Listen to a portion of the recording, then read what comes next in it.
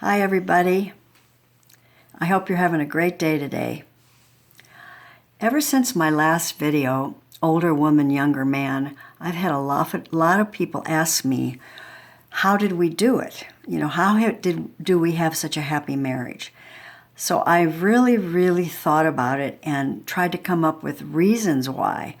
Actually, I had never thought about it before because we're living it, and it's such a beautiful life together that I feel blessed. But here's what I've come up with. I remember a story. It goes way back to when we were first married. We'd only been married a few months, and keep in mind that I came from a very dysfunctional background. I've talked about this in other videos and other essays I've written. How unbalanced it was. And I really didn't know how to be with a man. Even though I had been married before, it wasn't a healthy relationship. And I'm so fortunate to have married a healthy man, but I didn't know how to be in an intimate relationship. One day we were talking about something that it's so insignificant, and it's been so many years ago that I really don't remember exactly what my husband said to me. But he had said something that really angered me. Something like, well, we're married now and we don't do that, or I don't want you to do that, or something. It was something that triggered some really some baggage that I had, and I went crazy. I totally overreacted like a child, and I wanted to punch him. I mean, it wasn't even serious, but to me it was, because I didn't know how to have a disagreement in a healthy way. I didn't know how to have an argument and have it be balanced. So I reached down on the floor. I was so mad at him. I reached down on the floor and I picked up the only thing I could get my hands on, which was a bowl of cat water that the cats drank from, and I threw it at him. I mean, I'm really embarrassed to say this now. It's humiliating because it was so unbalanced and unhealthy. But I did. And then I ran out of the house. I ran away. I actually ran away. And this is because I wasn't a balanced person. Now, keep in mind, I actually had been working on myself for many years. I'd been in therapy. But after my divorce, I really didn't have a boyfriend, or I didn't have a relationship and I had never had good role models. My background was with alcoholics and a few druggies, so it was sick. It was very sick. So I ran away, and my husband was really distraught. He was shocked, for one thing, because it was such crazy behavior. And, I'm sure he thought, oh my gosh, did I marry a lunatic? He never said that to me, but he had every reason to feel that way. And he called my girlfriend and he said, what happened to her? She just left. And my girlfriend said, don't worry, she'll come back. Give her time. I don't even really know what my girlfriend said, but she said something that calmed him down. And I did come back. I came back. Well, to make a long story short, I did that about 3 more times in our early marriage. Maybe the first year we were together, I did that. So finally, I still was in therapy at that time. My therapist was using techniques with me and showing me techniques or how to balance your disappointment or your disagreement. And I want to share that with you because I'll never forget it. It really, it's called conflict resolution. In fact, they teach this in school. My daughter learned it years and years and years later. My daughter learned this as a young child, but I didn't know it then. And what we do We don't even need to do it anymore. But what we did then is you sit down and you have a time limit, like 5 minutes for each person. That's what we chose. And when you use your watch or a timer, and when you talk, when one person talks, the other person cannot speak. And it's very hard because you're dying to, at least I was, I'll speak for myself. I was dying to interrupt him or say, bring up the past or whatever. But you can't. You just sit there and you listen. The key word here is listen. You listen to the other person, what they're feeling, what they're telling you. Then when the 5 minutes is up, you have your chance. And you can speak your mind or say tell what hurts you, what's bothering you, what your desires are, everything. Anything you're feeling, you can speak for 5 minutes. And the first time we did this, we went back and forth maybe 4 or 5 times. We went back and forth. And then at the end, it sort of helped itself. It sort of solved itself. We realized that we heard the other person and we were able to come to some agreement. And that was something we used for several years after that. That was just a technique that I really want to share, because when you first get into a marriage or a partnership, it's very difficult. It's because you've lived totally different lives independently, and all of a sudden you come together, and it's not easy. It takes work. It takes a real desire and a commitment to have a healthy, happy marriage. And what I realized back then, I realized it right when this happened, the very first time. I realized that my husband, Brian, was such a good man, because instead of abandoning me and like thinking, wow, I married a lunatic, he saw the good in me. I don't even remember what he saw, actually, but he saw the good in me. And he believed in me, and he gave me unconditional love. And I actually believe that is the first real value when you come together, actually in any relationship, but especially in a profound, intimate relationship that you want to have for the rest of your life, is to love the person unconditionally. And that means that you care for that other person with all your heart, without expectations for getting something back. It's just giving without expecting to get.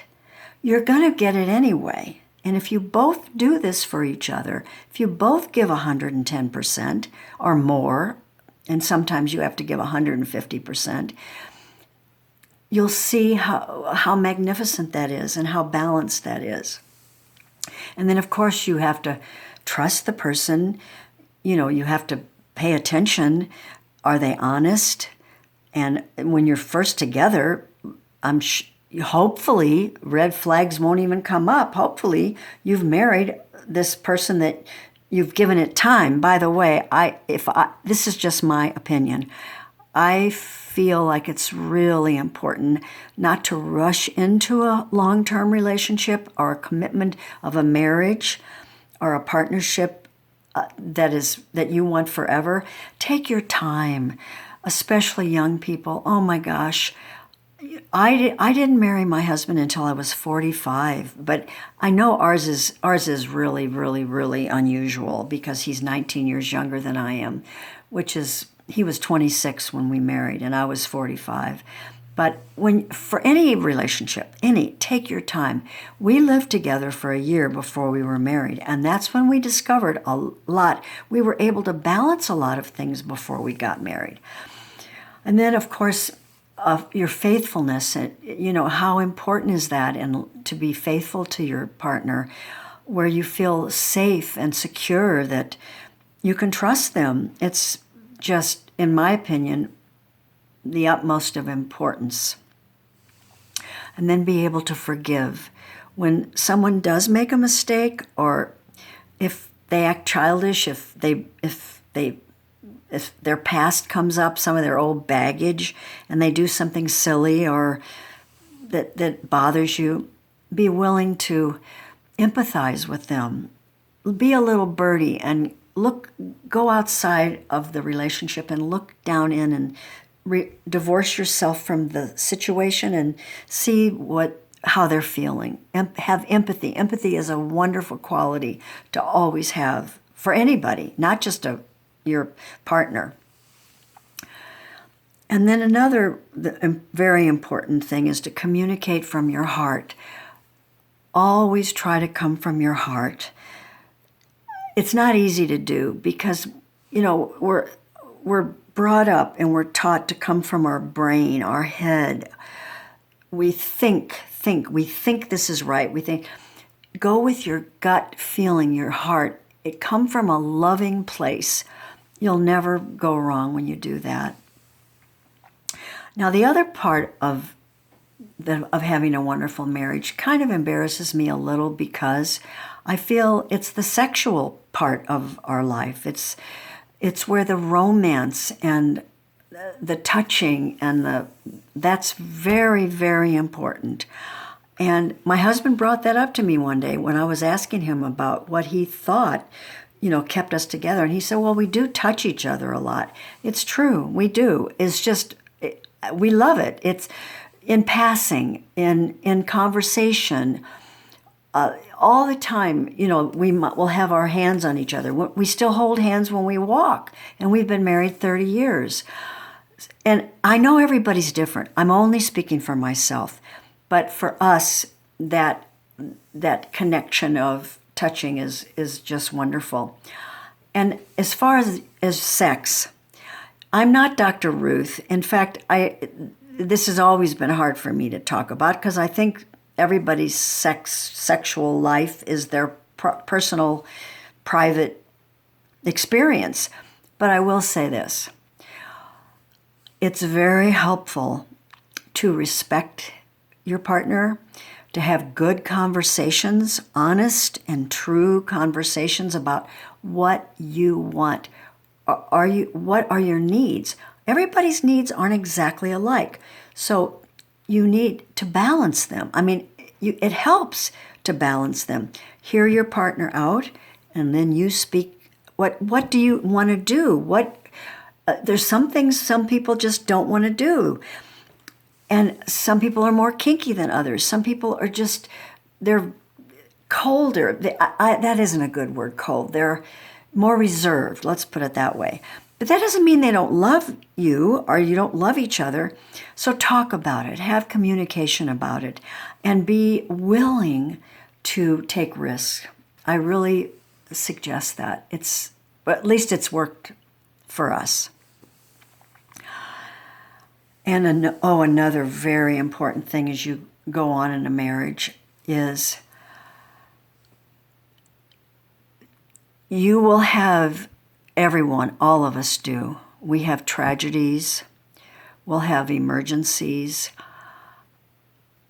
One might have it, that we both might have it because it might be a family emergency. Someone might have an illness or a surgery.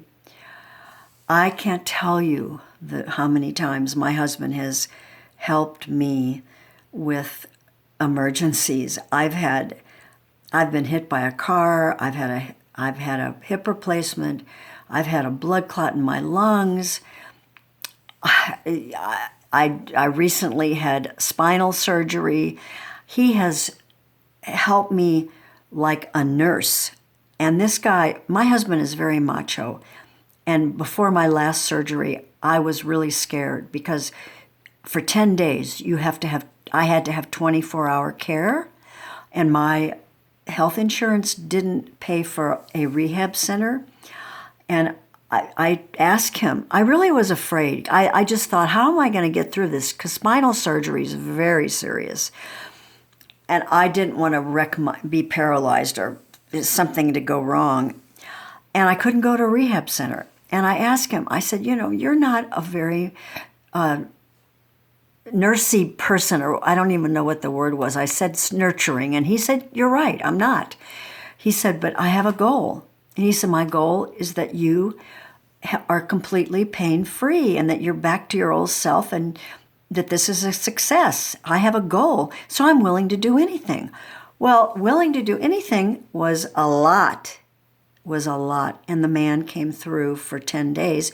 He had to be up, he had to help me all night for 10 days around the clock. He took off work, he did it. And I'm very, very grateful. I haven't had that experience with him with surgeries or illness, but I've had other trying times that I've really made an effort to do my best. It's in our life, one thing that he has always done, and I've tried to too, is have surprises for each other. When you get busy, especially when you have children, oh, by the way, I haven't really talked about, when you have kids. Not every couple has kids, but the majority of couples want to have a family. And when you have children, they come first. They're the maintenance of raising of children is 24 hours around the clock, especially when they're young. And you feel like there's no time for the two of you. So I want to suggest something that we were very, very lucky to have. And I really hope you can find a way to do this. When you have children, try, if you can't afford it, trade with other couples that have kids. Like you take their children for one night a week. Then you'll take their kids for another night a week, so that you can have a night to yourself. We tried to have it once a week. That's pushing it unless you can afford it, because it is, or you have a family. You might have a mother-in-law or sisters or someone or family that can help you, which is great. It's really important to have your own time together, especially when the kids are growing up, because you're working. Women sometimes work, take care of the home 24 hours, and have a child. There's no time to even feel romantic, so you need to do that. It's like a project. Make it a duty. I don't mean, wait a minute, that's not a good word, because it's so wonderful when you are together. Make it a priority in your life to be together. Try to do it once a week. And if not, definitely do it once a month. I really suggest that. Let me see. What else have I... one thing that I've noticed about the two of us, and I've written a lot of stories on my website. If you do like the stories that I tell, I hope you'll go to my website, Kopit.com, because I've written a lot of stories about our relationship and adopting our child, and just general stories that I feel can help and heal. But one thing that I really feel can help a successful marriage is to keep up your friendships. Treasure your friendships. My husband has male friends, guy friends that he plays golf with. He goes on little jaunts, trips. I have my girlfriends, many of mine, because I'm so much older, many of mine come from college, from high school, and I try to see them every year or two. And I also have friends when my daughter was growing up. My daughter's still young. She's a millennial. She's 20. And I really, really urge you to do that, is have your own friendships, because you can't just have each other. If you depend on your partner for everything, to listen to you, to care about it, men and women are different. Did you ever read the book, Men Are From Mars and Women Are From Venus, or it might be the other way around? Wow, we're different. we need our girlfriends, the women, and the men need the men. So please do that. It really has helped the two of us. For now, I really can't think of too many other things that I wanted to really share today. I'm sure there are many more that I'll forget, and I'll do other videos. But I would like to leave you with a thought that I think it's probably one of the most important things for having a good marriage, and that is, think of the good before the bad, or before anything that troubles you or disappoints you. Always think of the good in your spouse or your partner. Actually, it doesn't hurt to do that with every person you meet in life, is think of the good first. And for that, I'll say goodbye and have a great day.